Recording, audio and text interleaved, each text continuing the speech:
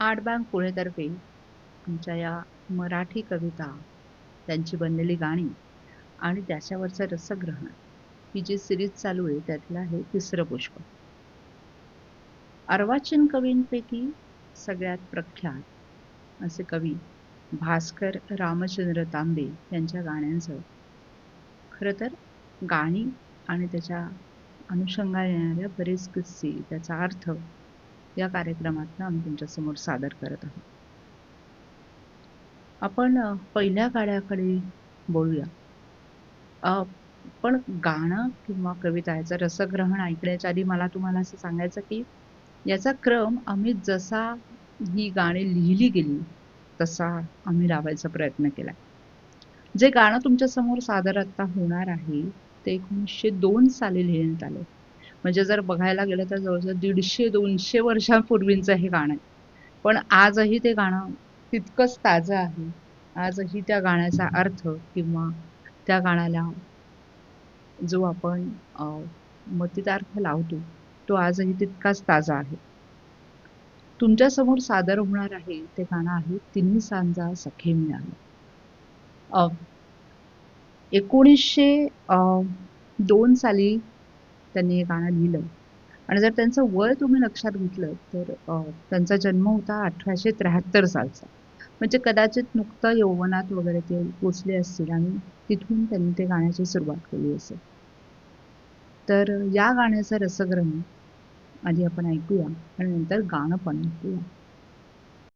ना संध्याकाळ ही वेळ अशी आहे की ना दिवस ना रात्र किंवा पहाट पण अशीच असते, ना पूर्ण रात्र किंवा दिवस. आणि या दोन गोष्टींचा मधला काळ म्हणजे संधिकाळ. आणि तांबे त्याला तिन्ही सांजा असं म्हणतात आणि त्या देखील मिळाल्या असंही म्हणतात. आणि अशा वेळेला त्यांच्यातला तो प्रियकर त्याच्या सखीला एक वचन देतो की सगळ्या वेळेला तिन्ही सांजा म्हणजे मधली सांज सूर्य मावळण्याची, सूर्य उगवणाऱ्याची, त्या सगळ्या वेळेला माझं तुला हे वचन असेल. आणाभका घेणारं हे गाणं म्हणजे आजकालच्या युगामध्ये कभी मेरे साथ कोई रात गुजार हे गाणं जितकं फेमस होतं आणि त्या गाण्याला असलेल्या जे शब्द आहेत त्याच्यातला जो भाव आहे त्याच्यापेक्षाही कितीतरी पटीने वेगळा आणि तितकाच अर्थभाव तांबे त्यांच्या या कवितेमध्ये मांडतात. जर उपमा द्यायचीच ठरवली तर असं म्हणतात की एखादा महानगरपालिकेतला कारकून म्हणतो की मी तुला चंद्र तारे आणून देतो. पण जे तांब्यांचं जर तुम्ही शब्द आणि त्यांची ती शब्दरचना बघितली तर तुमच्या डोळ्यासमोर येईल की ते एखाद्या प्रेयसीला कितीतरी वेगवेगळ्या उपमाने देतात आणि त्या सगळ्या दैवी उपमा आहेत. असं म्हणतात की प्रत्येक कवितेचा प्रत्येकाला लागणारा अर्थ स्वतःच्या अनुभवाने किंवा त्याला आलेल्या एक्सपिरियन्सेसने बनतो. जर असं मी जर मानलं तर मला असं वाटतं की शेवटच्या कडव्यांपर्यंत जेव्हा पोचतो तेव्हा ते नातं हे एका आत्म्या आणि परमात्म्याला जणू जाऊन पोचतं. एक सुंदर असा शब्द आहे त्याच्यात. हृदय मी साठवी तुझं तसा जीवित तो मजला म्हणजे माझ्या आत जो जीव आहे तोच जणू तुझ्या आत आहे. अशा त्या सुरेख अशा लाईन. मला असं वाटतं की तांब्यांचा हा अर्थ त्यांच्या प्रत्येक कवितेच्या शेवटी शेवटी तुमच्या लक्षात यायला लागतो. एखाद्या कवीला जेव्हा वेगवेगळ्या कवितांचा अभ्यास करता यायला लागतो किंवा वेगवेगळ्या कविता त्यांच्या डोळ्यासमोर जातात तसंच तांब्यांच्याही बाबतीत कदाचित घडलं असेल. ग्वाल्हेरकडचे खरं तर ते मूळचे, त्यामुळे उर्दू शेरो शायरीचा अतिशय अभ्यास आणि प्रभाव नक्कीच होता आणि त्याच्या बरोबरीने वैदिक शिक्षण पण त्यांचं झालं होतं. त्यामुळे ते किती सुरेख म्हणतात. नाद जसा वेणूत रस जसा सुंदर कवनात गंध जसा सुमनात रस जसा बघया द्राक्षात पाणी जसे मोत्यात मनोहर वर्ण सुवर्णात. अशी ही सुंदर रचना केवळ तांबेच करू जाणे. आपल्या अ, भाषेत अनेक अशा कविता येतात ज्या प्रियकर आणि प्रेयसी वाटतात पण नसतात. जसं ग्रेसची कविता तुम्ही आमच्या चॅनलवरही ऐकू शकता, की जसं ग्रेसच्या काही कविता आहेत ज्या खरं तर त्यांच्या आईवरच्या कविता आहेत. तुला पाहिले मी नदीच्या किनारी.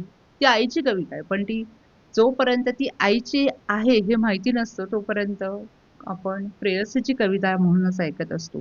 तशीच ही काहीशी कविता आहे. सगळ्यात शेवटी त्या आत्म्या आणि परमात्म्याचं मिलन आणि ते कदाचित तिन्ही सांज याच वेळेला होत असेल. आपल्याकडेही तिन्ही सांजेला देवासमोर दिवा लावून हात जोडायची पद्धत आहे.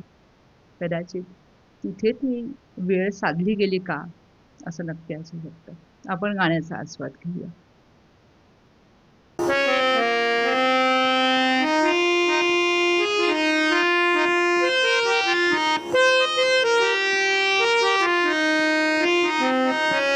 तिन्ही सांजा सखे मिळाल्या, तिन्ही सांजा सखे मिळाल्या, देई वाचन तुला,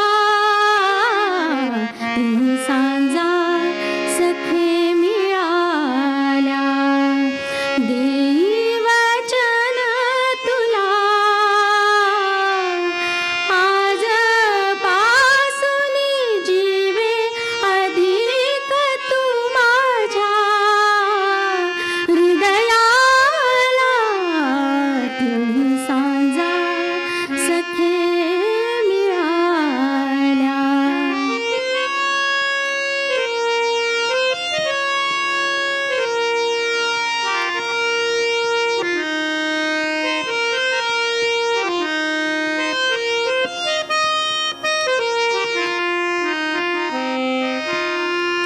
कनक गोल हा मरीची माली, कनक गोल हा मरीची माली, जोडी जो सुयशा, चक्रवाल हे पवित्र येची शांत गभीर निशा, त्रिलोकगामी मारुत तैषा निर्मल दाही दिशा, साक्षी ऐसे अमर करुणी घेतवा, कर करी धरला, तिन्ही सांजा सखे मिळाल्या.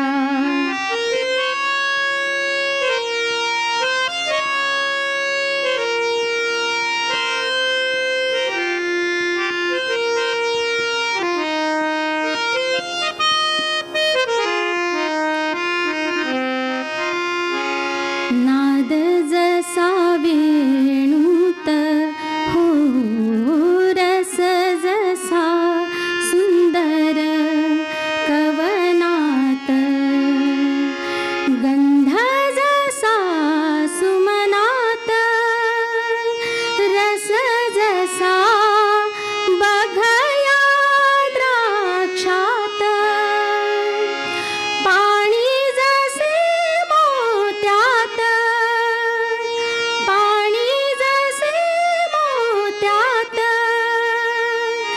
मनोहर वर्ण सुवर्णात, मनोहर वर्ण सुवर्णात, हृदयी मी साठवी तुझ तसा, जीवित जो मजला, तिन्ही सांजा सखे मिळाल्या, देई वाचन तुला, तिन्ही सांजा सखे मिळाल्या.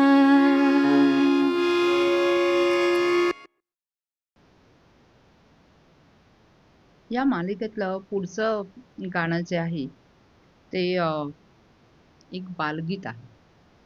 एखादा कवी इतकी वर्ष लोकांच्या मनामध्ये स्थान मिळवू शकतो, इतकी ताकद भारत तांबे यांच्या गाण्यांमध्ये आहे.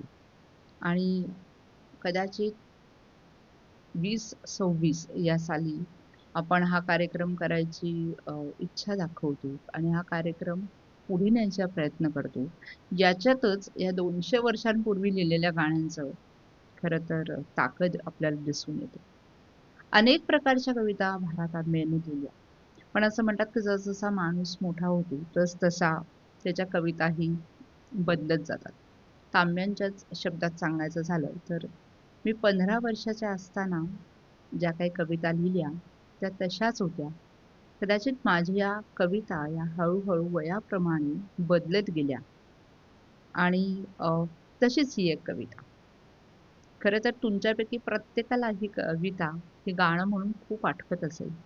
गाणं आहे तुझा गळा माझा गळा.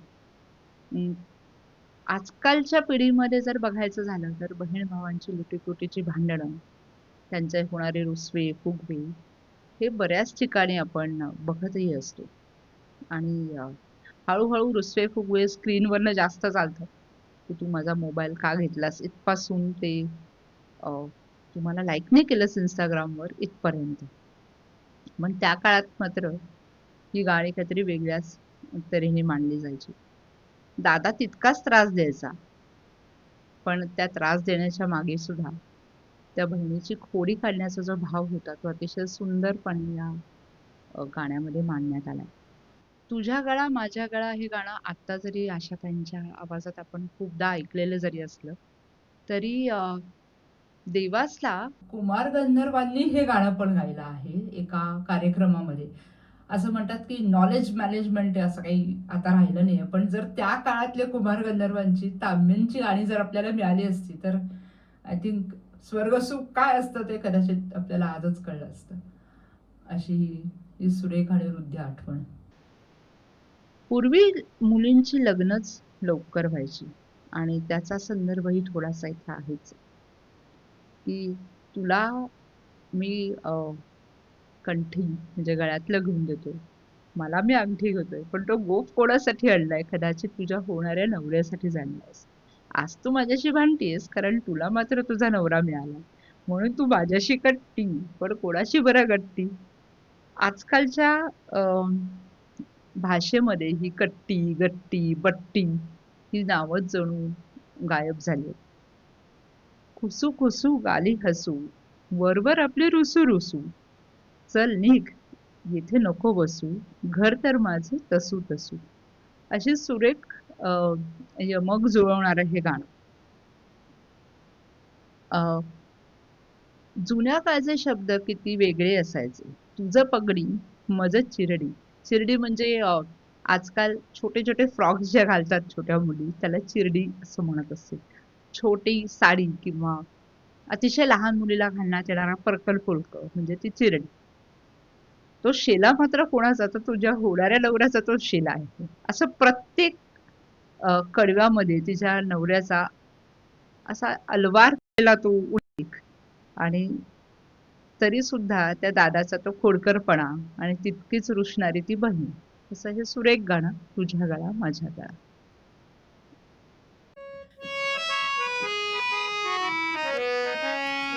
तुझ्या गळा माझ्या गळा गुंफू मोत्याच्या माळा.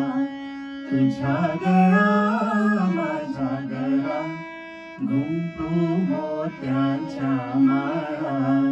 काय आणखी कोणाला चल रे दादाचा हातला. तुझ्या गळा माझ्या गळा गुंफू मोत्याच्या माळा.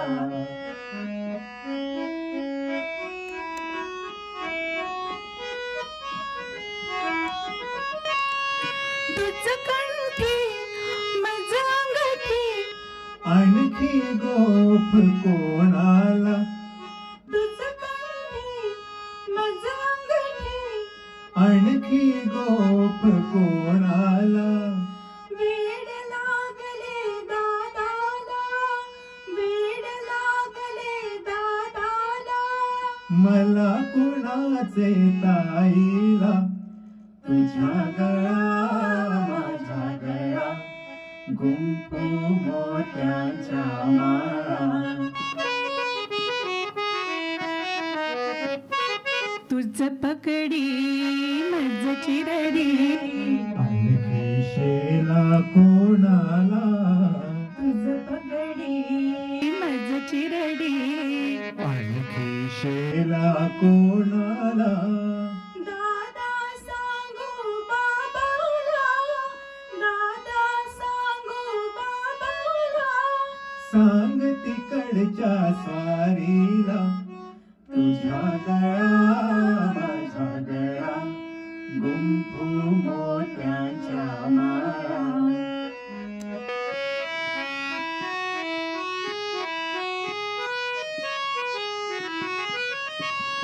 खुसू खुसू गाली हसू वर वर अपुले रुसू रुसू खुसू खुसू गाली हसू वर वर अपुले रुसू रुसू चलन गये नको बसो चलन गये नको बसो घर तर माझे तसू तसू तुझ्या गळा माझ्या गळा गुंफू मोत्यांच्या माळा